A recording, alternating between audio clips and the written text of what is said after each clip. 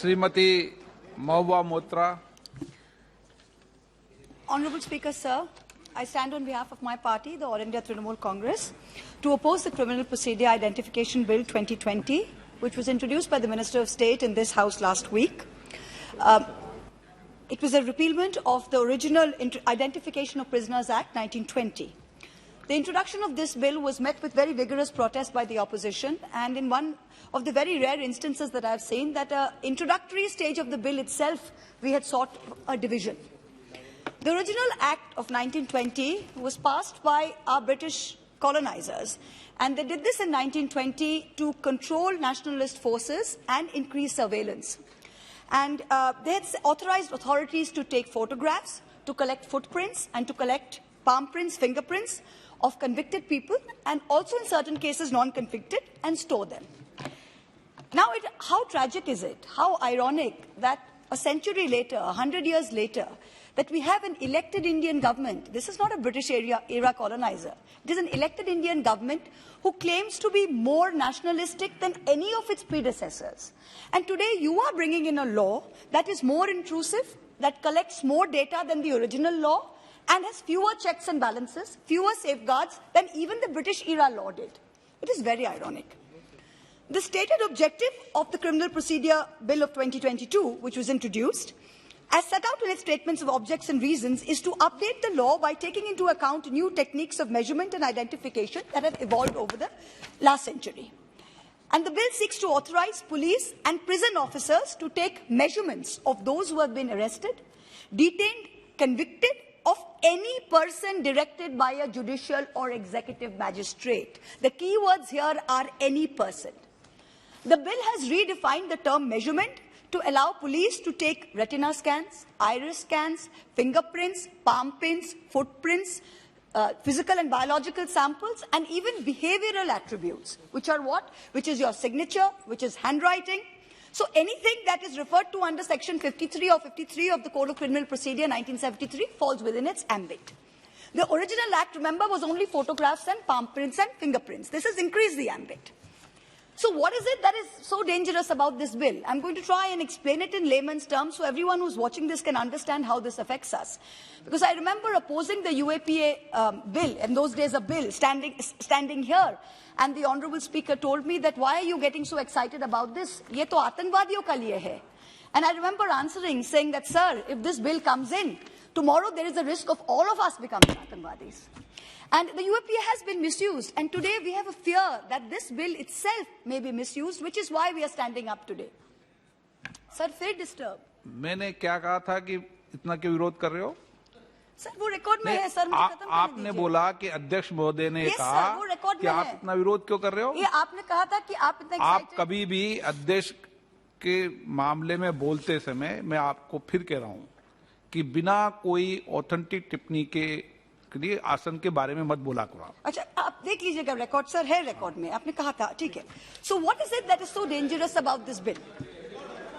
This law record रखते हुए कैसे बात कर सकते हैं? आसन के खिलाफ। Record is in their, it is in the Lok Sabha, in the archives. No, you have to put the record. पहले सदन स्थगित करके रिकॉर्ड दिखाओ। I can show you in the speech. Let me finish. I'll show the speech. मैंने आपको record का copy रखना चाहिए। कभी भी सदन के If it's not in the record, explain. Is it so simple? पहले बोल जाओ फिर एक्सप्लेनेशन करो, ये कोई तरीका है? लाइव टेलीकास्ट होता है सर, ऐसे नहीं चलता है। देखा है सर, देखा है।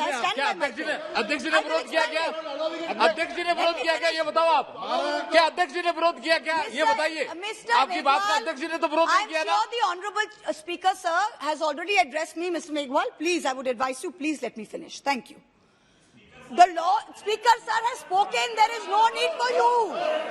There is no need for you, Nishikant ji. The speaker, sir, has spoken. Please sit down. The speaker has spoken to me. Sit down. The speaker has addressed me. I have accepted it.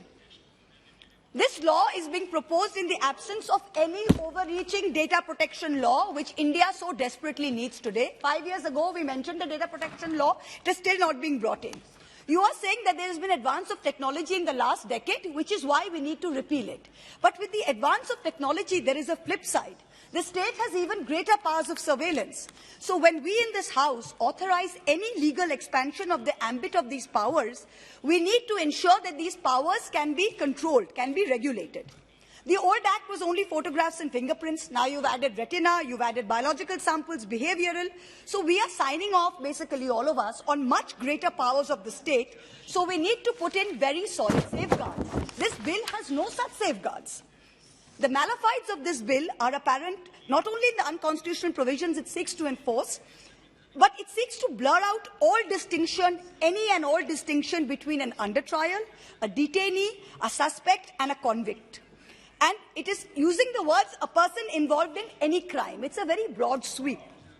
The expansion of this ambit of the law's operation to people who have been arrested for any offence include people under preventive detention laws. So therefore, the privacy of individuals who are not convicted of any wrongdoing are being put at the mercy of the state.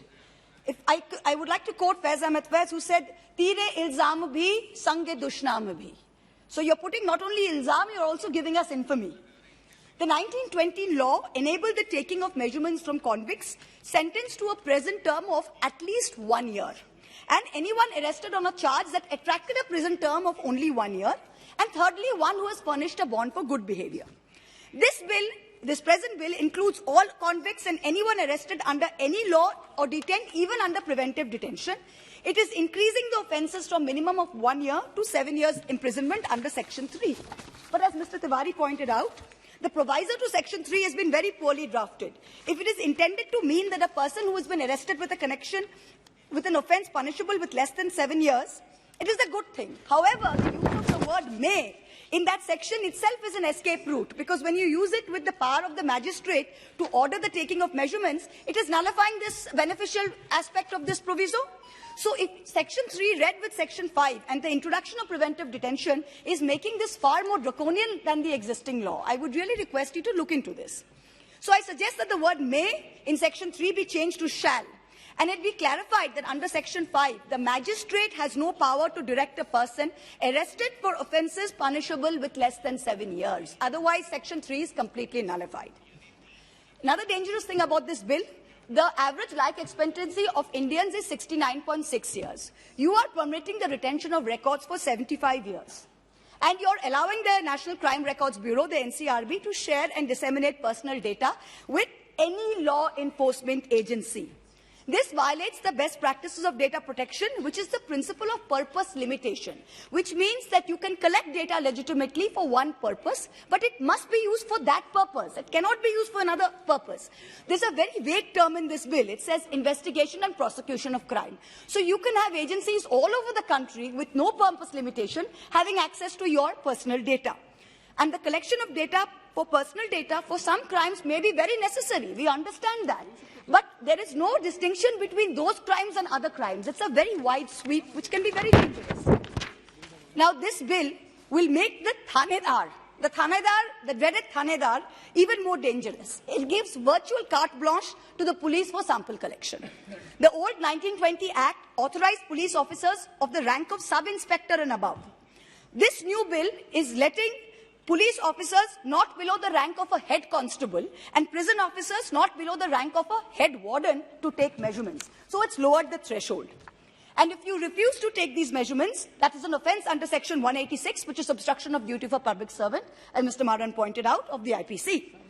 Now, this bill is allowing police and prison officials to collect measurements regardless of the refusal. This is a violation of fundamental rights, and this is going to shut out any dissent. This is the vagueness and overbreadth of several provisions is extremely concerning. Now, there's no appeal mechanism. If the magistrate says directing it, there's no appeal mechanism against the decision of the magistrate.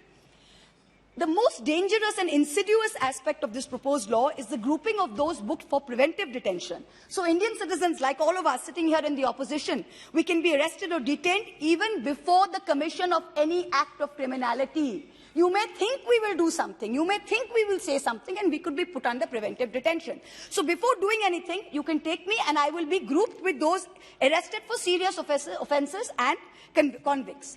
So if this bill becomes a law, I mean, we are entering a full-fledged police state. Any opposition will be brutalized into silence. Now, that is something we must safeguard against. The Home Ministry says, trust us. Yes, we would like to trust you, Mr. Home Minister, but even in UAPA, look at its misuse. You brought in this bill, look at its misuse. I was looking at Mr. Kishan Reddy, who was our Minister of State for Home, putting out the numbers. And if you look at the increase in the number of UAPA cases, from 16 to 19, 5,000 cases were registered and 7,000 people were arrested in the period 16 to 19, but only 2.2% of cases were resulting in a conviction. Preventive detention, 177 politicians arrested in Kashmir after revocation of Article 370, 71 from National Conference, 35 from PDP. When the CAA protests happened, 1,100 people were under arrest, 5,500 kept in preventive detention. There was a 28% increase in the number of sedition cases filed each year. Each year, 28% increase between 14 and 20. So if you look at the arrest of journalists, detentions of journalists in India, I was reading a report by the Free Speech Collective, and it said in the last 10 years, 154 journalists in India were detained, arrested. 67 of these were in 2020 alone. I'm going to now read a quote from the Supreme Court judgment, the state of Andhra Pradesh versus Challa Ramakrishna Reddy, year 2000. The right to life is one of the basic human rights. It is guaranteed to every person by Article 21 of the Constitution, and not even the state has the authority to violate that right. A prisoner, be he a convict or under trial or a détenu, does not cease to being a human being. On being convicted of crime and deprived of their liberty with the procedure established by law, prisoners still retain the residue of constitutional rights. Our democracy, however flawed, seeks to give each Indian equal rights as human beings. Our laws are based on the principle of innocent till proven guilty. I will quote the poet Javed Akhtar, and he says it very nicely. He says, "मुझे दुश्मन से भी खुददारी की उम्मीद है, मुझे दुश्मन से भी खुददारी की उम्मीद है, किसी का भी सर, कदमों में सर अच्छा नहीं लगता, कदमों में सर अच्छा नहीं लगता." This bill places the privacy of individuals at the mercy of the state, allows for the retention of personal data with no framework for data protection whatsoever. I appeal to the government and to the Honourable Home Minister, please send this bill to a standing committee for further deliberations if you don't take it back. Thank you very much. Very good, very good.